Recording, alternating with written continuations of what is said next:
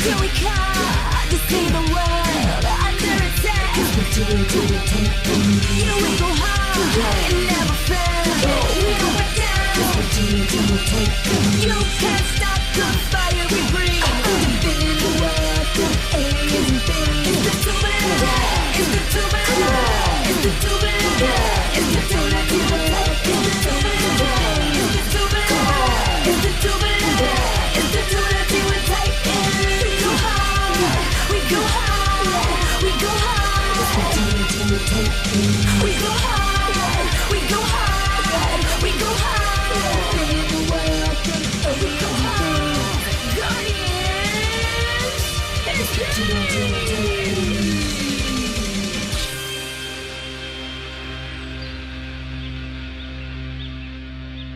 The following morning, after a cramped night in Johnny's food truck, the 6 heroes find themselves alone in what remains of the dinosaur colony deep in the woods outside of Dragon Cove. The simple wooden and stone structures stand silently as tools and random items litter the ground. What happened to all the dinos that were living here? Most left with Hero, but Johnny said that more than a few stayed behind. Once the Praetorians showed up, one of the first things they did was round them up to study them. Is that as ominous as it sounds? With the guards' track record, it's a guarantee. I know they were sent to kill us, but that isn't right. They were just trying to live a quiet life. We'll add that to the list of crimes the guard has done.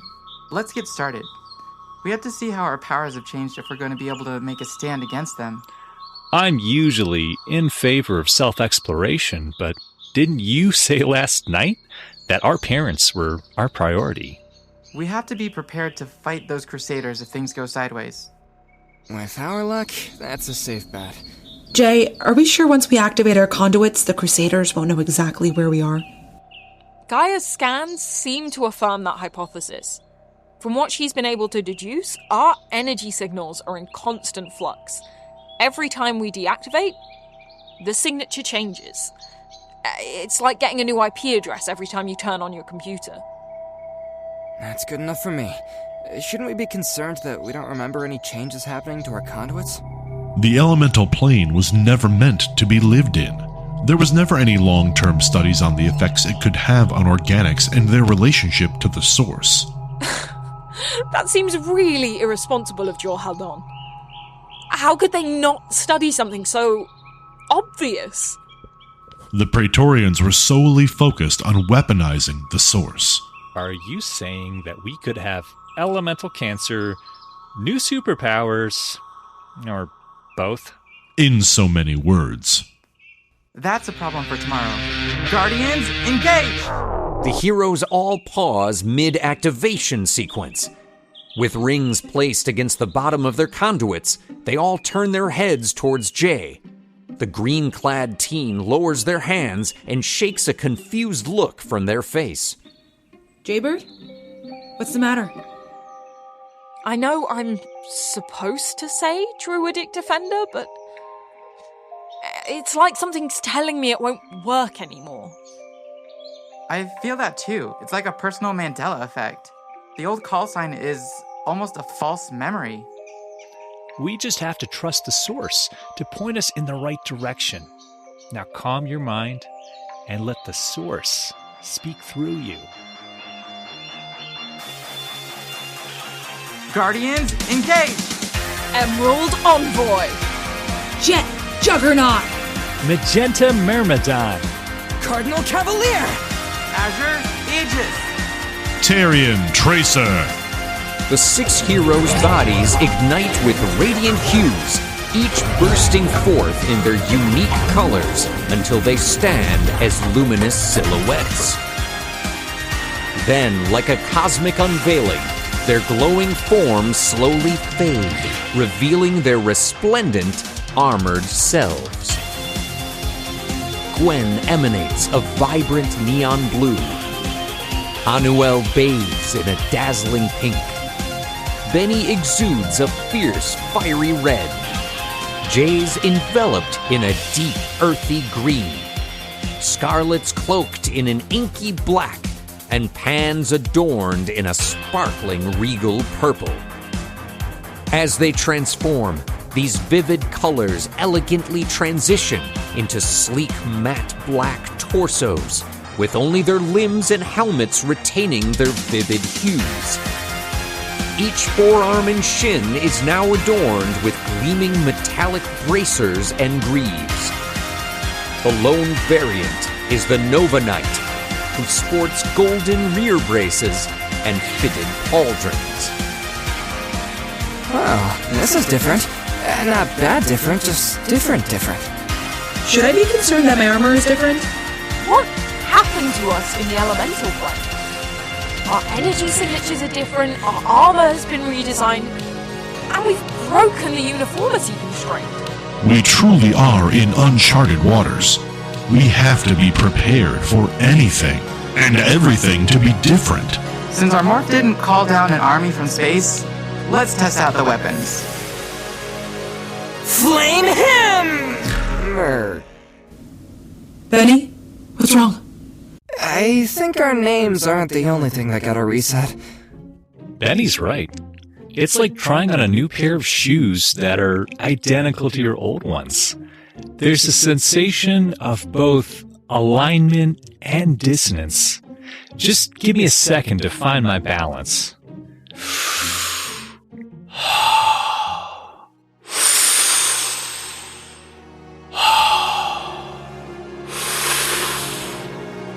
There it is. Lumen Lynx! In the hands of the Pink Guardian materialize two short staves, a spectacle of radiant pink chains seamlessly connecting them. Whoa, that's badass! Just clear your minds. The source will tell you what to call for. Chroma Chain Whip!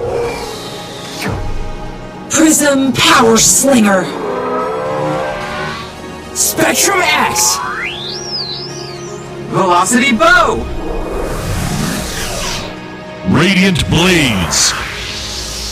The Guardians fix their gaze upon their newly acquired weapons, a blend of anticipation and inquisitiveness in their eyes. Jay deftly cracks their whip, and Gwen assumes a poised stance, drawing her bowstring taut. Scarlett, with precision, releases a rapid volley of charges from her wrist-mounted sling. Benny, fueled by ferocity, wields his double-sided poleaxe with unbridled force. Pan rotates their wrists, examining their clawed gauntlets. This isn't me complaining, but shouldn't we remember changing our weapons? Seems like something that we would have decided at some point. We weren't really using our armor and weapons for the last few months in the elemental plane. Maybe this evolution occurred during that time. Let us not forget that the elemental plane does like to exert its will on occasion. Is that why my axe isn't on fire? That's true. Our weapons seem to have moved away from elemental energy. So what are we pulling from now? These powers seem more akin to what the Guardians originally used. The power isn't tied to a single element, but the source itself. That makes sense. Our extended sojourn in the dimensional plane exposed all of us to the raw energy of the universe. It essentially overrode our original connection with something more pure. The heroes spend a few minutes sparring to test the limits of their new weapons before regrouping in the middle of the abandoned encampment. These weapons are a definite upgrade. I never would have pictured myself as a bow and arrow girl, but ranged attacks are pretty sweet. My axe is the epitome of badass. The fact that it separates into two smaller axes is gonna make me unstoppable in our next fight. What about our titans? If our armor and weapons have changed, they must have changed as well. If I summon the rock that supports, the most amateur seismologist will know about it. Not to mention the new alien overlords. We might be able to get GAIA to run a scan off our new signatures to give us a clue. The last thing we need is to find ourselves in a situation where we need the Titans and to not be able to summon them. We won't need to rely on technology to solve this. Have you forgotten that after defeating the Crown Duke, I am basically the Sorcerer Supreme? Nobody is going to call you that. I'll workshop the title. Everybody form a circle and hold hands. We're going to do a little source channeling. Close your eyes and picture your Titan. Not as it was, but what it represented. Passion and justice. Life and ingenuity. Strength and spontaneity. Adaptation and determination. Hope and loyalty. Punishment and redemption. Speak their names. The protector of justice. Believer of truth. The shadow of change. The apex of determination. The bulwark of hope. The Oracle of Anarchy. Upon opening their eyes, every hero beholds a miniature radiant manifestation of their Titan's transformed state, suspended before them. A red gorilla, a verdant spider, an ice-blue jaguar, an enigmatic black wolf, a powerful pink elephant, and a resplendent purple owl all fix their intense gaze upon their respective guardians. This is astounding. How are you doing this, Ha-Nuel? It isn't just me. I'm just amplifying everyone's connection. A trapdoor spider? Quite the interesting choice. Though I guess the whip makes more sense. I'm gonna miss flying my Firebird, but that gorilla looks like a wrecking ball. I'm just glad I'm done with that stupid beetle. I would have been happy if it was a flamingo. I don't know what you're talking about. Your wolf looks almost as badass as my jaguar. This bird, I don't recognize it. Is it not indigenous to our area? That's because it's an eagle owl. They're traditionally found in Europe and Eastern Asia. Let's spend a few more minutes attuning with our new Titans, and then we can look for someplace to sleep. Are we really sure we want to sleep in one of these huts? I love the Renaissance Fair as much as the next person, but these do not look warm or inviting. It's either this or spending another night sleeping like sardines in Johnny's truck. Above Dragon Cove, the Crisis Citadel hovers, an imposing symbol of the profound sense of estrangement enveloping its inhabitants. This colossal intergalactic vessel's bridge pulsates with ceaseless activity.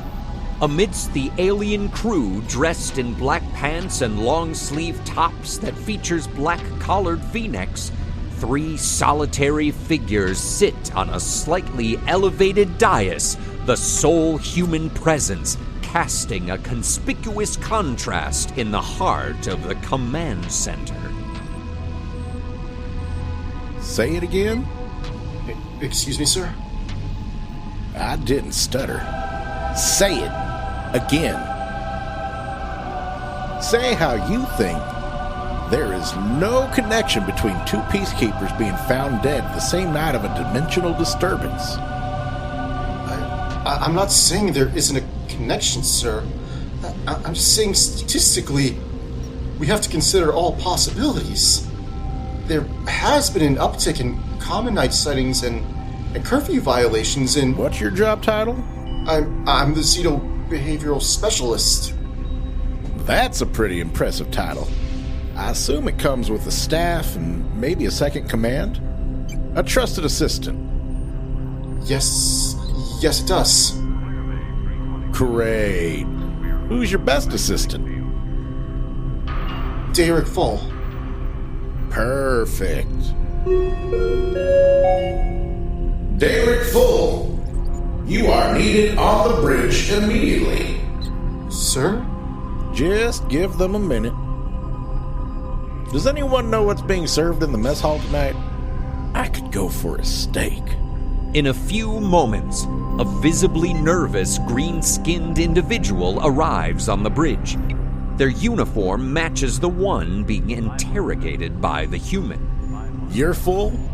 Yes, sir. Second Lieutenant Derek Full. What can I do for you, sir? It's really what I can do for you. I just wanted to call you up here and congratulate you on your promotion. Promotion, sir? You're my new lead Xeno behavior specialist. Well, you will be once you throw the old one out the airlock. What? I don't understand, You're sir. not starting out very strong, Full. I need you to throw him out an airlock. If you don't want to, that's fine. I'll just have Reginald throw both of you out. I honestly don't care which one happens. It's up to you.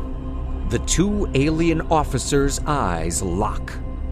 One face is a mixture of terror and disbelief, while the other is one of uncertainty that quickly turns into resolve. I'm sorry, Trey. No, please, no. I'm sorry. No. I knew you had it in you. Once you finish your task, head on over to your new office and find out where this fucking idiot went wrong. As the blubbering and pleading officer is led away from the bridge by his former assistant, the leader of the Praetorian forces turns his attention to Desdemona and Reginald. Was that really necessary? I refuse to have zebra hunters in positions of power, Desdemona. Zebra hunters? If you hear a stampede of hooves, what do you think is coming at you? Horses. Exactly, Reginald. It's not wildebeests. It's not gazelles. It's not zebras. I'm not saying it couldn't be those things, but most likely it's going to be horses. You're talking about Occam's razor? I don't know what fancy name you want to give it, but that fool was going to be looking for zebras and going to have us end up run over by horses. And that's a good enough reason to throw them from an airlock. My mama always did say, if you spend enough time with fools, you'll end up as one. Seriously? Do you actually believe there's some kind of connection between that dimensional breach and those totally deceased peacekeepers? Each dimensional disturbance signifies more rift walkers coming back. Some people assumed that the last batch counted for all that was missing. But I saw the photos of the damage to Dragon Cove after that last Guardian fight. They were pulling body parts out of the rubble for weeks. They couldn't identify all the bodies. We don't know how many people are missing. So you think this new batch of Riftwalkers killed 2 peacekeepers? Dragon Cove isn't really the home of a lot of killers. Since we were drafted into this occupation, how many peacekeepers have died? There were a handful at the beginning when the plebs couldn't accept what we were doing was best. Yeah, and all those losers got in line after we saved them from the first monster attack. Exactly. After those first couple weeks, the people either accepted it or stopped actively fighting it. We already have that blasted common night. We can't have whoever took those 2 peacekeepers out inspiring anyone else.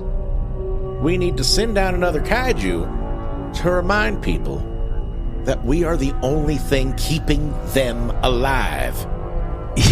Isn't that a bit of an overkill? Look, I don't like many of the losers in this town. But it's not like I want to see them get squished. Remind me again on who's sitting in the commander's chair?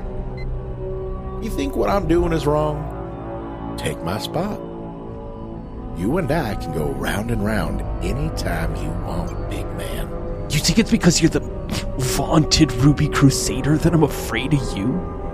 As the tension reaches its breaking point, Desdemona quickly moves in between the posturing young men. She puts her hands on Reginald's chest and gently moves him backwards. I know you're all dying to get your measuring tapes out and see who's the best of the best, but he's right. We need to stay focused on the important things, like keeping the normies in line and worshipping us. Whatever. As long as I get to punch something, I'll be fine. The pristine Dragon Cove boardwalk is filled with citizens enjoying their chosen leisure activities under the watchful eye of the Praetorian peacekeepers. The non-human law enforcement figures exchange pleasantries with the human passerbys, a reflection of their presence's normalcy. Terra, Janet Humo, and Catherine Avalon sit quietly together, each wordlessly sipping a beverage.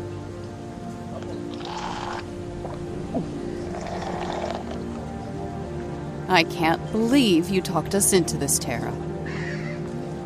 Oh, Janet, we're the only ones who understand. The city has turned its back on our children, and those support groups of the GUI are practically painting them as villains. The Galactic Unity Initiative isn't a propaganda hub, no matter what your husband thinks.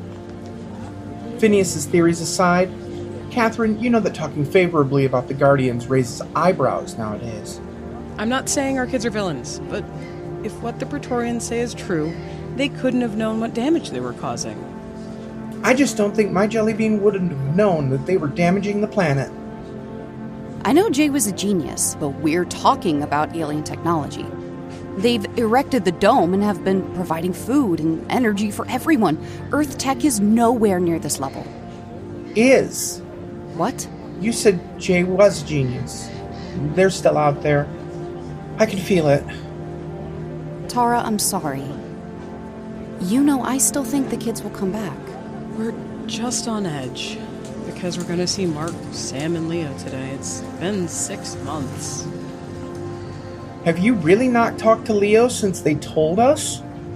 I couldn't look at him when we got home. He showed me that he didn't respect me enough to trust me with the truth, or love me enough to ease my pain.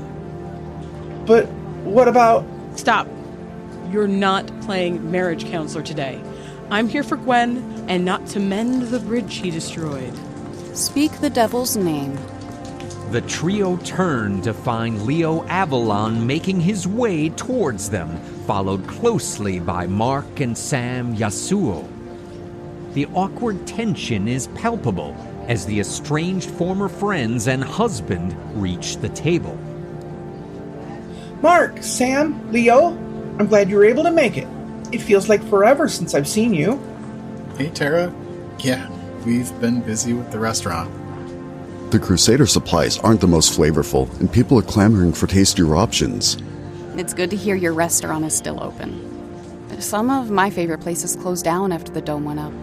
You're always welcome, Janet. You know that. Maybe someday. Leo, how are you? I'm okay. You? No complaints. Good to hear. Where's Phineas? He's finishing up his latest experiment, but he promised he wouldn't be too late. Is he still messing with that old ham radio? Does he really think he can send a signal through the dome? It's designed to capture energy and signals of every wavelength. It's why the Crusaders set it up in the first place. I get it. I don't like that every call and email to our kids is filtered through the Praetorian network. It's a necessary evil. Once the elemental energy leak is contained, the dome will come down. That's what they all say. You don't trust the Praetorians? I just feel like there's something they're not telling us. That's rich coming from you. Seriously. How many times do I have to apologize? Stop it, both of you. We're not going down that road today. We're here for Gwen, Benny, Scarlett, Jay, and Ha-Nuel. Unbeknownst to the squabbling adults, the 5 teenaged guardians watch from a distance. The young heroes, wearing hooded sweatshirts and hats procured by Johnny, are in the middle of strategizing how to reveal themselves to the parents. Oh man, my parents seem really pissed at each other. I still can't believe they separated. I knew my mom would be mad when she found out, but I never thought she'd leave my dad. I still say this is a bad idea. There's no way my mom isn't gonna lose her shit when she sees us. It's gonna be a scene. All communication is being monitored. If we don't do it in person, what else can we do? Write a letter? It should be one of us. I can follow one of our parents, and when they're alone, I'll talk to them. Why you? You three were all popular in school. People will notice the quarterback, ASB president, or the swim captain. So why not me? No offense, Jay, but you're not the stealthiest. I've gotten pretty good at not being noticed. It's decided. Scarlett will make contact, and then... Citizens, an elemental surge has been detected.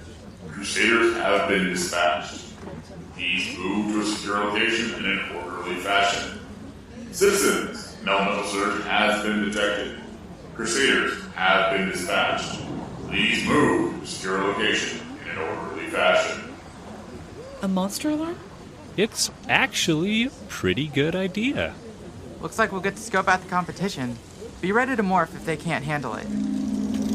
The quintet watch as a sleek alien craft hovers above the boardwalk for a few seconds before three figures leap out an open door. The only visible difference beyond their red, black, and purple colors is that the red figure wore a crimson hooded cape hiding his face. Can't believe it. I know Johnny told us, but it's surreal. Who's the dude in red? In strength's might, I'll bring you peace. Confidently standing together, the trio clasps their bracers, unleashing a surge of otherworldly energy. The energy solidifies into belts with oversized glowing buckles, one intense red, one vibrant purple, and the other shimmering black. With a swift motion, they strike the buckle, causing them to spin impossibly fast. Beware my power! Crusader release! Streams of molten metal flow from the buckles, encasing them in chitin armor adorned with accents of their respective colors. Insectoid helmets with oversized eyes crown their heads, while a glowing insect-shaped gemstone peeks from beneath sleeveless black leather dusters, marked by flashes of metallic red, purple, and black. Ruby Crusader! Sapphire Crusader! Obsidian Crusader! The bug-like alien warriors strike heroic poses and stand at the ready. The picturesque scene is interrupted by the arrival of an electric Nosfershocktu, a fearsome creature with glowing red eyes and a body made of pure lightning. It's time to rock and roll. Let's crush this thing! Whatever. Still give me that monster goo on my armor. You will cry at the touch of Nosfershocktu! The Crusaders charge at the electric vampire, their armor glowing with power. Ruby Crusader throws a punch that sends the creature reeling, while Sapphire Crusader blasts it with a jet of white energy. Liquid metal expands around the fists of the Obsidian Crusader, radiating a pure white energy, crackling with an almost lightning-like noise. Come on, let's bring the thunder!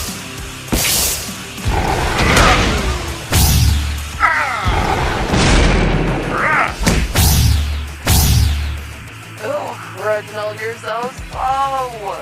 Hey, I'm just trying to keep you safe. Focus, you two. We need to take this thing down. You cannot stop the storm.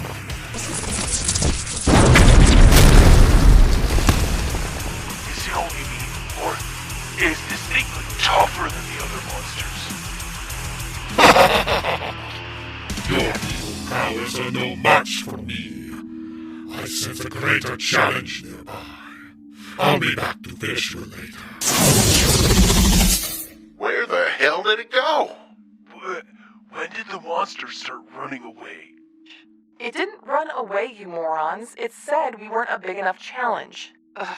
Not a big enough challenge? I'm goddamn Ruby Crusader. Nothing on this planet is a bigger challenge than me.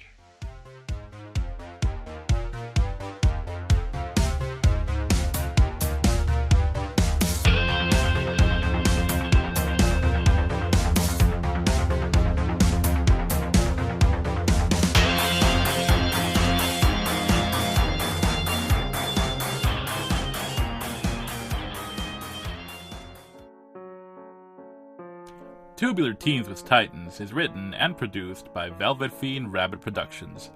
Our theme song, Thunder Sword, is written and produced by Ahmad Judah and Joe Chasm, with lyrics and vocals by Keisha Wallace.